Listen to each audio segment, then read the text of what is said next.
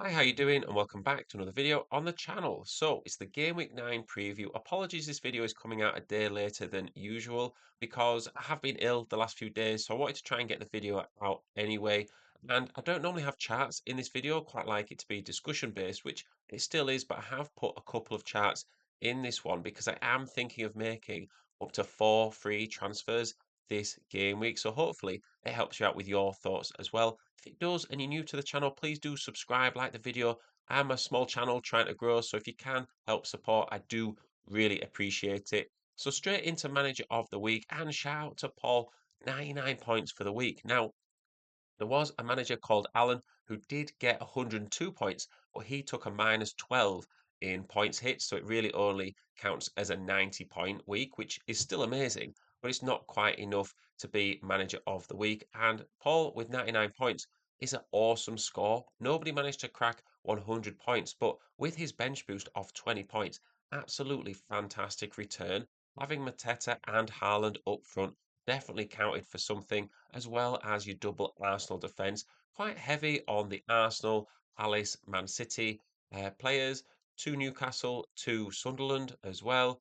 But it works, and the current rank of 16k is absolutely phenomenal. So it'd be really interesting to see how he can get on for the rest of the season. Wasn't quite enough to be the overall leader, though. Mark got a really good score, 88 points, and was just enough to kind of get ahead of the lead. Now, he's only 13 points ahead in the mini league, so it can disappear quite quickly because the ranks are so close. But an overall rank inside the top 5k is amazing and really cool to have someone in our mini league that high up. The defense really did pay off for him with Gabriel and Munoz getting in double figures. And up front, he also had Mateta and Captain Haaland. So 88 points with no chip used is a really good effort as well. So into my team, and I did pretty well as well, to be fair. 73 points is not bad. A game week rank of 1.5 million, and it has seen me shoot up into about 250k overall, which is awesome. I wasn't necessarily scoring a load of points. Then the Arsenal clean sheet really helped me out, and I've gone up about 80k from last game week. And I'm not getting too ahead of myself because after 8 game weeks, the rankings are so close, so it could definitely all go downhill, but it's good to see me going in the right direction. So in goal, I did have Raya for 6 points. Dubravka actually outscored him this game week, but there was no need to sort of take the risk to start Dubravka when I have an Arsenal goalkeeper. I think that would just have been being too clever for the sake of it. And, Leeds did have pretty high expected goals ratio for that game. So the clean sheet for Burnley wasn't necessarily lucky, but it was probably unlikely. Into defence, I did have Calafiori and Gabriel. I did bench Senesi, and it was the right decision in a sense to bench Senesi because he did get a yellow card and concede 3 goals to Palace, but he did get defensive contribution, so he ended up with 2 points. And because Gvardiol didn't play at all, Senesi ended up coming in and just topping up my score. So the Arsenal defence, I'm really happy with. Getting clean sheets left, right, and centre. They're not going to get one every single game, but I feel like you just keep playing them until they don't. And even when that happens, you still keep them. I think it's something that I'm not a huge fan of the Arsenal attack right now in terms of picking certain players that you think are going to score all the points. So in the meantime, the Arsenal defenders look great. Into midfield, and Mbumo did what we were hoping for against Liverpool, and especially down that left side or Liverpool's left side, where Kirkes isn't playing great, a little bit erratic at times. Mbumo did do well, and we talked about his expected goal involvements. How he was underachieving his expected goals, and sooner or later he probably will score. So hopefully he can keep that going because the rest of the midfield there wasn't much going on there. Reinders is someone who has underwhelmed a little bit, and because he's 5.7, 5.8 million, a lot of times we think, oh, he's not really worth moving out. But he is on the chopping block for me and someone that I am thinking of transferring out. We'll talk about that later in the video. So up front, I did captain Haaland, of course, and I also started João Pedro. Now, I know a lot of people are concerned about João Pedro, and he's dropped down to 7.5 million again, which was his starting price. I just don't see a reason to sell him right now. I think Chelsea's fixtures just look great. If they were tough fixtures, then I would say, yeah, he probably needs to be sold. But I think good fixtures creates good form, and that could be what we're about to see. Evan Nielsen, on the other hand, is someone I'm looking at moving on. So my transfers at the moment, the players we're looking at getting out are Gvardiol, Reinders, and Evan Nielsen. But like I say, we'll talk about that more in a second.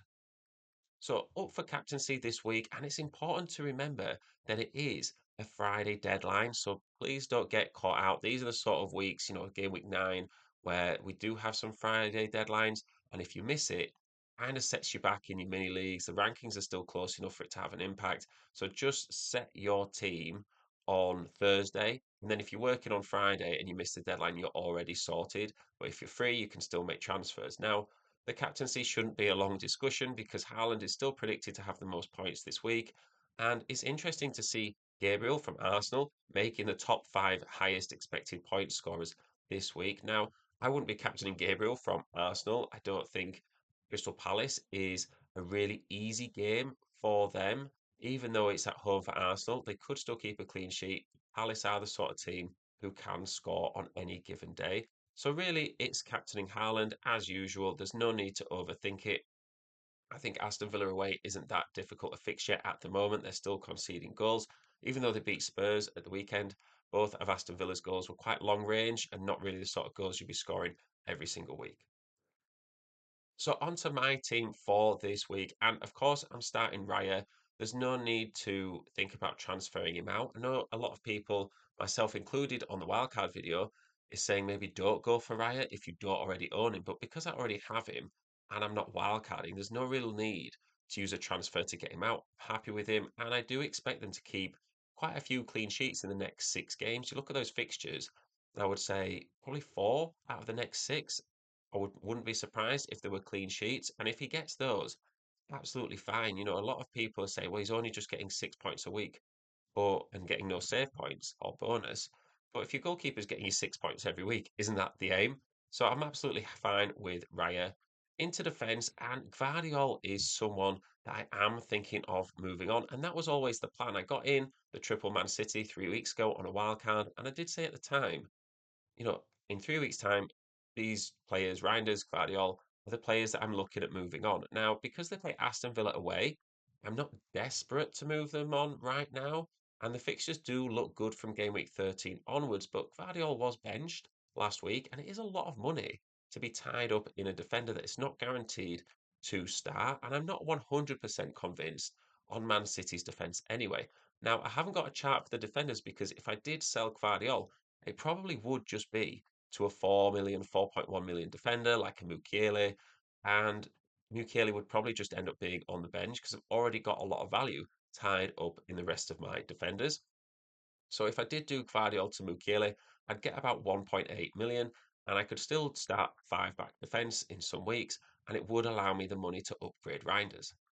So speaking of rounders, again, the Man City fixtures with Aston Villa away and then Bournemouth at home, Liverpool at home, Newcastle away, that is tricky. So I think Reinders is someone who has maybe underperformed, gave a bit of not a false sense of what he could do in game week 1, but those 10 points in game week 1 meant everybody jumped on him. And whilst he's a sort of price where you're never going to necessarily move him out because you think he could just be on the bench, I do think that he's someone that or his price, there are other players at great value that could be scoring you more. So when we take a look at this chart, we're looking at goal contributions versus expected goal involvement. So goal contributions, goal involvements, they're your goals and assists. So here we can see that 3 of my midfielders, Reinders, Kudus, and Semenyo, are outperforming their expected goal involvement. So you take a look at Semenyo on the far right-hand side. 10 goal contributions this season. He's only expected to have got about 4. Now, that is a massive overperformance and would tell me that it's not really sustainable over the course of a season, and he will see a drop off. Now, of course, he can still score points in the long term, but it's just something to be aware of. And the same for Kudus, someone who's got 6 goal contributions, but only expected to be getting about 2.5, 2 to 3 goal involvements so far this season. So those are players that you do need to be aware of if you have in your team. But if I'm looking at selling grinders, who do I go for? Well, when we take a look at this line, it's essentially the line of best fit. So it's showing that for every 5 goal contributions, it will match up with 5 expected goal involvements. So anyone sort of on this side is currently underperforming their expected goals. So that tells me you might look at that and say, well, why would you get them in if they're underperforming? But the point is they're getting the chances. So if they're still getting the chances and they're not scoring, eventually they will start scoring. Typically across a season, players will hit their expected goal involvements. So players such as Mbumo that I already own, you look at Bruno Fernandes at the top there. Well, he's missed two penalties, which is why his expected goal involvements are so high, and he's only scored three. You would think his expected goals are five. He's only scored three. He's missed two penalties. That would make sense. So when I'm looking at potential players, I'm looking at this section here because there's nobody on that left side that stands out to me that I don't already own. You could look at Saka. I already have the triple Arsenal defence and I'm not desperate to move off of it. And then we kind of go a bit lower down in terms of, the number of goals, 1 to 2. And you think, well, 1 or 2 goals in or expected goals in 8 games isn't that much anyway. So anyone that's sort of this side of the line, your Ndai, your Sa, your Salah, Gakpo and Enzo, even though they're sort of the wrong side of the line, they're essentially close enough to the line to sort of say they're not underperforming. They're kind of just hitting what they're supposed to. So I'm at the moment looking at Gakpo and Enzo Fernandez as possible transfers in for Reinders with the funds that I'm looking at getting for Gvardiol. Now, feel free to pause the video at any point and just take a look at this chart if you're looking for your players or alternatives. But for me, with the strikers, I'm also thinking of transferring out Evan Nielsen. Now, Evan Nielsen was injured in the last game, and he's someone that I don't necessarily need. The fixtures do look good from game week 12 onwards, but he's pretty much been on my bench anyway. So if I'm going to have Evan Nielsen on my bench, should I just sell him to a 4.4 million striker and then use that money to upgrade elsewhere? And it's tricky because it's not a load of places to spend the money. It's not like you've got Palmer playing or even a lot of people that want Salah in and you're desperate to find the funds. I might as well go for a playing striker. So when we take a look at this chart, it's similar to the midfielder chart, expected goal involvements and goal contributions. And we can see sort of the line here shows that anyone that's on the line is currently hitting their expected goal contributions. And for me, it's something that you do need to just try and follow a little bit. Shout out to Danny Welbeck as well. Someone I had at the start of the season, it's just reminded me on this chart. Like, has got 4 goals in his last 3 games. Didn't do anything for me other than miss penalties and open goals. I am glad that hopefully somebody's kept hold of him and he's still scoring. So you're looking at Haaland at the top right, who's really sort of now starting to overperform his expected goal involvements. Not massively. I wouldn't be too worried about him, but I think you do need to just bear in mind. Now, Evan Nielsen and João Pedro currently sit here, and it's not like Evan Nielsen is underperforming, but he's only supposed to have gotten 2 goal involvements so far this season in 8 possible games. It's just not a lot. You look at someone like a Mateta up at the top, and I think Mateta is someone that I could get in.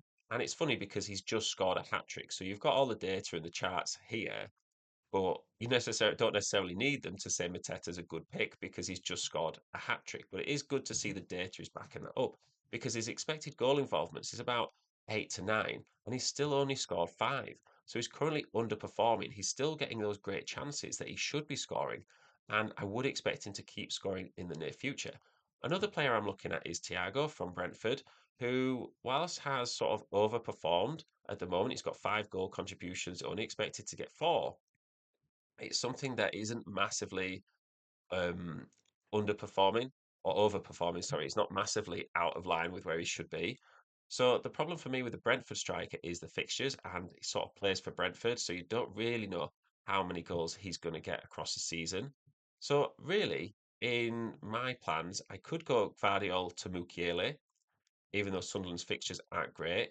And then I could go Reinders to Enzo and Evan Nielsen to Mateta, or I could go Reinders to Gakpo, Evan Nielsen to Thiago, and then have a 5.1 million defender, someone like a Dan Burn or a Lacroix, something like that. There is an option where if I am going for Enzo Fernandez and Mateta, do I need to make the transfers this week? Because Mateta plays Arsenal away, not great. Enzo is currently flagged, possible injury, not great. So I could just do no transfers this week, start my Man City players against Aston Villa, and then just roll into next week with five free transfers and make these three moves. Then there is a risk that I get priced out of that, and I do have zero point 0.3 million in the bank to play with. So I do have a little bit of a buffer if prices do go up or down. So I'm not in an emergency situation in terms of not being able to afford the players, but it is something that I am aware of. So overall, like I said, I do have four free transfers and I am prepared to use them.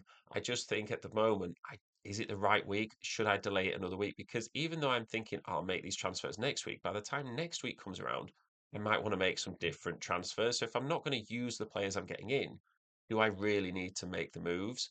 I do have good team value and, like I say, a little bit of a buffer. So the strengths for me of my team are is the Arsenal defence. I'm a huge fan of it. I think the fixtures look great. I don't mind missing out on the Arsenal attackers right now, even though some of them might be quite tempting. I think the defenders are just as attacking, and I have the flexibility with the transfers to kind of do what I want. And if I get five next week and I use three, it means the following week I'll have two plus the extra one, and that'll be another three that I could use, and I'm building them up consistently. The weaknesses are benching headaches. So every week I am umming and ahhing about who to bench, and that's quite good, the sign of a strong squad. Kind of wish I could have kept the bench boost to use at this time. But for me, another weakness is the Guardiola Reinders, Evan Nielsen triple. That they are the players that I'm thinking of moving. But like I say, let me know what you think in the comments about these transfers. Would you go for anyone else? Would you take anyone else out of this team? And also, if you've got any questions as well, pop them in the comments. I will always get back to you. And go check out my latest wildcard video as well. Really interesting. We use some different charts on there to kind of explain what I'm thinking as well. So thank you very much for listening. Hopefully my thoughts have made sense and you found the charts useful. If you do find it useful, please do subscribe. I really do appreciate it. And I will see you in the next one.